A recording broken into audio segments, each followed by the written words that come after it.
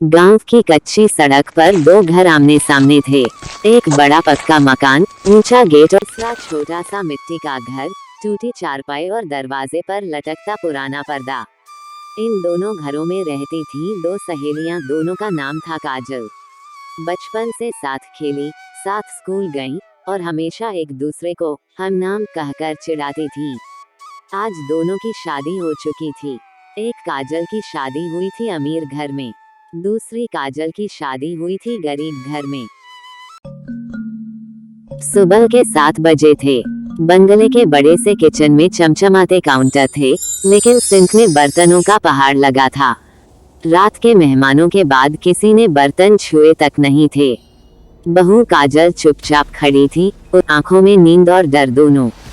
तभी तेज आवाज गूंजी, टक टक टक। अमीर सास मालकिन देवी भारी कदमों से किचन में आई।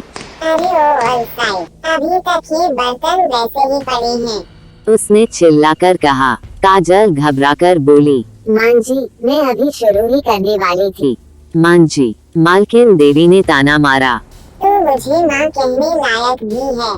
तेरे माँ बाप ने भीख मांगना सिखाया होगा, काम करना नहीं। काजल की आंखें भर आईं। वह चुपचाप सिंक के पास गई। मालकिन देवी ने प्लेट उठाकर उसके हाथ में पटक दी।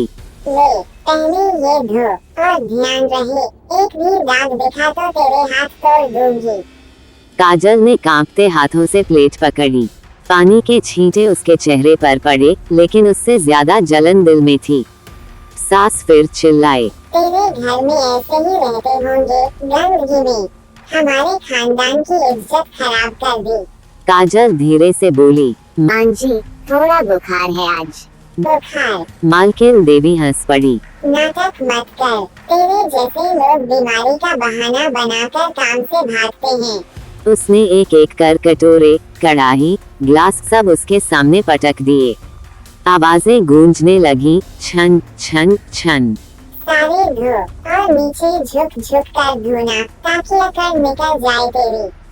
काजल के हाथ कांप रहे थे। साबुन से फिसलकर एक कटोरा गिर पड़ा और टूट गया।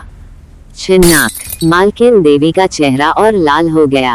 हाय राम, देखो इसे, हमारे घर का बर्तन तोड़ रही है ये गायन। उसने काजल के बाल पकड़कर झटका दिया। तेरे बाप ने दहेज में यही सिखाया था, तोड़ फोड़। काजल दर्द से कराह उठी। मां जी, गलती हो गई, छोड़ दीजिए। छोड़ दो। सास ने और जोर से झटका दिया। तू यहाँ ऐश करने आई है क्या? फिर उसने टूटा हुआ टुकड़ा दिखाते हुए कहा, ये पैसे से खरीदा जाता है, समझी? तेरे गरीब घर की तरह नहीं। काजल के गालों पर आंसू बहने लगे। उसका दिल चीख रहा था, लेकिन होंठ बंद थे। सास चिल्लाए, रो मत, रोने से काम नहीं होता। पहले ये सारे बर्तन धो, फिर झाड़ू पोछा, फिर कपड़े। काजल ने सिर झुका लिया और फिर से बर्तन धोने लगी। उसके हाथ कट चुके थे, साबुन से जलन हो रही थी, लेकिन वो रुकी नहीं। हॉल से पति की आवाज आई, माँ, नाश्ता कब मिलेगा? मालकिन देवी चिल्लाए। इस नालायक से पूछ, अभी तक बर्तन ही नहीं धो पाए। फिर काजल की तरफ मुड़कर बोली, सुन लिया, तेरी वजह से मेरा बेटा भूखा रहेगा। काजल बोली, अभी बना देती हूँ।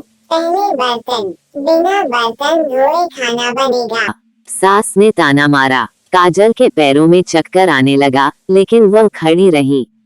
अचानक उसकी आंखों के सामने अंधेरा छा गया और वह दीवार से टिक गई। मालकिन देवी चिल्लाए, नाटक मत कर, गिरकर दिखा रही है, ताकि काम से बच जाए। काजल धीरे से बोली, मां जी, सच में तबीयत ठीक नहीं। मुझे बेवकूफ मत बना। सास ने पानी का गिलास भी छीन लिया। पहले काम, फिर पानी। काजल का गला सूख गया। उसने फिर से नल खोल दिया। पानी और आंसू साथ साथ बह रहे थे। वह मन ही मन बोली, क्या शादी के बाद लड़की की जिंदगी सिर्फ नौकरानी बनकर रह जाती है? सास फिर से चिल्लाए। तेज चला हाथ, यहाँ टाइम पास करने नहीं आई। काजल की उंगलियां सुन्न हो चुकी थीं, लेकिन वह रुक नहीं रही थी। उसका दिल टूट चुका था, पर वह बर्तन धोती रही। क्योंकि उसके पास और कोई रास्ता नहीं था। छोटा सा मिट्टी का घर था।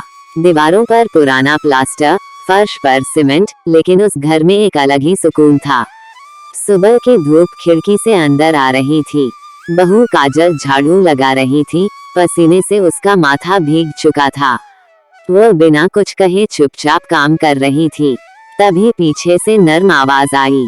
अरे बेटी, थोड़ा धीरे कर, सांस तो ले ले। ये आवाज थी शांति माँ की गरीब सास, लेकिन दिल की बहुत अमीर। काजल घबरा गई। माँ, अभी पूरा घर साफ कर देती हूँ, फिर बैठूंगी। शांति माँ उसके पास आकर झाड़ू उसके हाथ से ले लेती है। घर रोज साफ हो जाएगा, पर मेरी बेटी थककर गिर गई तो। काजल की आंखें भर आईं। इतने दिनों बाद किसी ने उसकी चिंता की थी। माँ, आपको बैठना चाहिए, मैं कर लूंगी सब। शांति माँ मुस्कुराए। अरे पगली, जब तू आई है तो मेरी ताकत भी वापस आ गई है। वो उसे चटाई पर बैठा देती है। पहले पानी पी। काजल पानी पीते हुए कांपती आवाज में बोली। पहली बार कोई सास मुझे बेटी की तरह देख रही है। शांति माँ का दिल भर आया। वह काजल के सिर पर हाथ फेरते हुए बोली।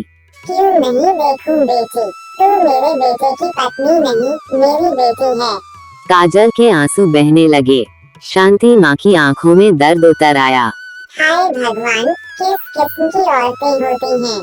वह काजल को सीने से लगा लेती है। अब सब भूल जा, यहाँ कोई तुझे दुख नहीं देगा। कुछ देर बाद शांति माँ खुद पोछा लगाने लगती है। काजल घबराकर उठती है। नहीं माँ, ये मैं करूँगी। शांति माँ हंसते हुए बोली। अरे घर है, जेल नहीं, सब मिलकर काम करेंगे। दोनों साथ साथ सफाई करने लगती हैं। शांति माँ प्यार से समझाती है। बेटी, घर सिर्फ दीवारों से नहीं बनता, दिलों से बनता है। काजल धीरे से मुस्कुराती है। थोड़ी देर बाद शांति माँ चूल्हे पर चाय रखती है। आप थक गई होगी, चाय पी। काजल बोली। माँ, आपने मेरे लिए चाय बनाई, और नहीं तो क्या। शांति माँ हंसते हुए बोली।